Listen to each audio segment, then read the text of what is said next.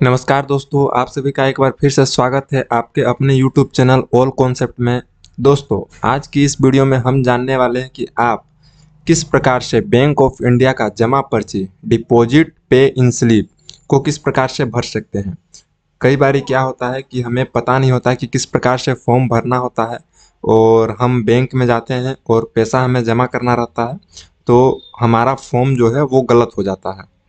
तो उसी को किस प्रकार से सही से भरना है ताकि आपका पैसा एक बार में जमा हो जाए, दोबारा फॉर्म आपको भरने की आवश्यकता ना पड़े।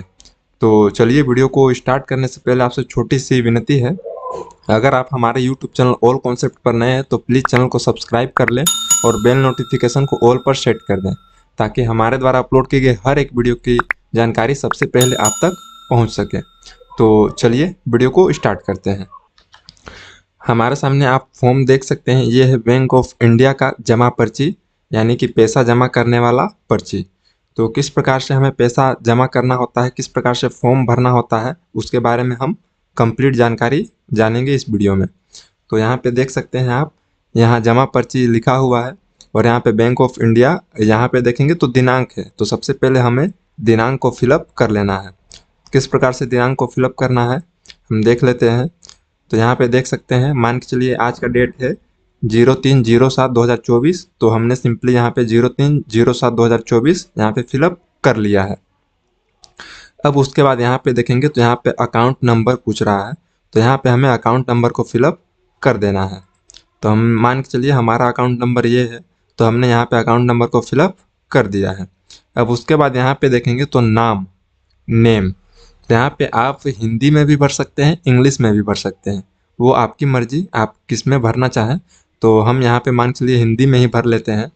तो हमने यहाँ पे अपना नाम फिलअप कर दिया है। अब उसके बाद यहाँ पे देख सकते हैं फ़ोन नंबर, टेलीफोन नंबर। तो अगर आप इसमें देना चाहें तो दे सकते हैं, नहीं देना चाहें तो इसको रहने भी दे सकते हैं। उसके बाद यहाँ पे देखेंगे तो राशि पूछ रहा है, अमाउंट, यानी कि आपको कितना पैसा जमा करना है उसको यहाँ पे आपको लिखना होगा। तो किस प्रकार से लिखना है तो यहाँ पे हम देख लेते हैं। मान के चलिए हमें 4,000 रुपये जमा करना है, तो यहाँ पे 4,000 लिख करके क्लोज करके यहाँ पे 00 आपको पैसे में लिख देना है। अब उसके बाद यहाँ देखेंगे तो राशि अक्षरों में, रुपीज इन वर्ड, तो यहाँ आपको अक्षरों में यानी कि शब्दों में लिख देना है। तो मान के लिए हम यहाँ पे लिख दिए 4,000 रुपये मात्र, इस प्रकार से आपको लिख देना है।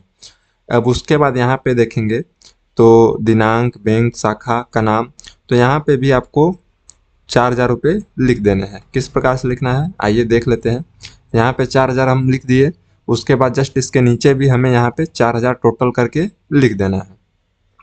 और यहाँ पे आप देखेंगे तो यहाँ पे हम कैश लिख देंगे, यहाँ पे कैश कैश लिख देंगे। उसके बाद हम आ जाते हैं दूसरे साइड की तरफ। अब यहाँ पे फिर से आपको दिनांक को फिलअप कर देना है, जो भी डेट है आपका इसमें देख लेंगे, वो डेट यहाँ पे फिलअप कर देंगे। अब उसके बाद आपको यहाँ पे ब्रांच, शाखा, जो भी आपका शाखा है वो यहाँ पे फिलअप कर देंगे। उसके बाद यहाँ से फिर से आपको अकाउंट नंबर फिलअप करना होता है, तो फिर से आप अकाउंट नंबर को फिलअप कर देंगे।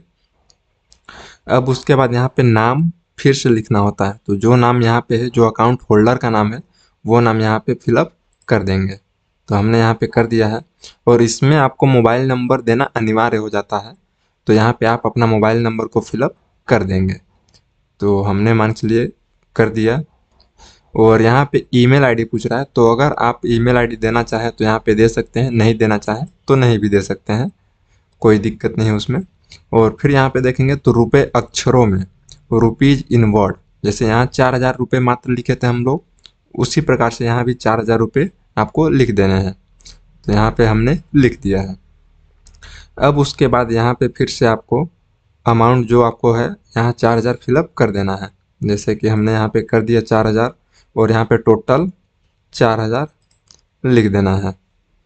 और अब उसके बाद आपको यहाँ पे देखेंगे तो यहाँ पे हम यहाँ पे आ जाते हैं, तो यहाँ पे नोट पूछ रहा है कि कितना, कौन सा किसका है। तो यहाँ पे हमारे पास 500 के 6 नोट है, 500 के 6 नोट हैं, तो हमारा यहाँ पे 3,000 रुपये हो गए। इस प्रकार से आपको लिख देना है 3,000 प्लस 00 पैसे। और उसके बाद हमारे पास 200 के 5 नोट हैं, तो इसका 1000 रुपये यहाँ पे होकर आ जाते हैं। तो हमने यहाँ पे 1000 लिख दिया और 00 पैसे लिख दिया। अब यहाँ पे कुल जोड़ें, टोटल आपको यहाँ पे 4000 लिख देना है। 4000 आप लिख दिए, उसके बाद 00 पैसे और बीच में ऐसा लाइन कट कर देंगे ताकि यहाँ पे कोई भी 100 का नोट नहीं है, 50 का नोट नहीं है, तो ये कट हो गया। अब उसके बाद आपको कुछ नहीं करना, आपका फॉर्म यहाँ पे फिलअप होकर के रेडी हो चुका है। और अगर आप 50,000 से ज़्यादा जमा या निकासी करते हैं तो आपको पैन नंबर देना यहाँ पे अनिवार्य हो जाता है। यहाँ पे पैन नंबर को फिलअप करेंगे तभी आप जमा कर सकते हैं या फिर अमाउंट निकाल सकते हैं। और यहाँ पे लिख देंगे आप कैश, और यहाँ पर भी लिख देंगे कैश, और यहाँ पे जमाकर्ता के हस्ताक्षर। तो जो भी पर्सन जमा करने जा रहा है ये अकाउंट नंबर में, तो वो अपना हस्ताक्षर यहाँ पे कर सकता है। ज़रूरी नहीं है कि जो अकाउंट होल्डर है, जो ये नाम है, उन्हीं को यहाँ पे करना है। जो जमा कर रहा है वही यहाँ पे साइन कर सकते हैं। तो यहाँ पे मान चलिए हम यहाँ पे साइन कर देते हैं। हमने इस प्रकार से कुछ साइन कर दिया, बस अब आपका फॉर्म रेडी है। तो आशा करता हूँ वीडियो में दी गई जानकारी आपको पसंद आई होगी। अगर वीडियो पसंद आई होगी तो प्लीज़ वीडियो को लाइक करें और अपने दोस्तों के पास शेयर करें। मिलते हैं नए टॉपिक में नए वीडियो के साथ, तब तक के लिए धन्यवाद।